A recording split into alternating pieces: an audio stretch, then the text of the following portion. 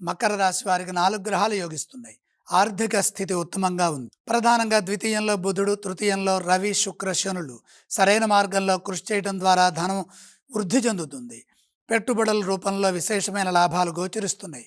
సకాలంలో సరైన నిర్ణయాలు తీసుకోవడం మంచిది. స్థిరాస్తులు వృద్ధి చెందుతాయి. గతంలో చేసిన ప్రయత్నానికి ఇప్పుడు సత్ఫలితాలు ఆర్థికంగా అందుతాయి. లక్ష్మీ కటాక్షం సంపూర్ణంగా సిద్ధిస్తుంది. ఆర్థిక పరంగా ధర్మబద్ధమైన నిర్ణయాలు మేలు చేస్తాయి. అద్భుతమైన శుభకాలం కొనసాగుతుంది. ప్రారంభించిన పనులు విజయాన్ని ఇస్తాయి. ఏకాగ్రతతో పనిచేసి సత్ఫలితాలను సాధించండి. బంగారు భవిష్యత్తు లభిస్తుంది. ఉద్యోగంలో కలిసొస్తుంది. పెద్దల నుండి గుర్తింపు లభిస్తుంది. నూతన విషయాలను తెలుసుకుంటారు. సమయానుకూలంగా అభివృద్ధిని సాధిస్తారు. కాలం అన్ని విధాలా సహకరిస్తుంది. మీ వల్ల ఎందరికో మేలు జరుగుతుంది. సమాజంలో గౌరవం పెరుగుతుంది. సమాజానికి ఉపయోగపడే విధంగా మీ ప్రవర్తన ఉంటుంది.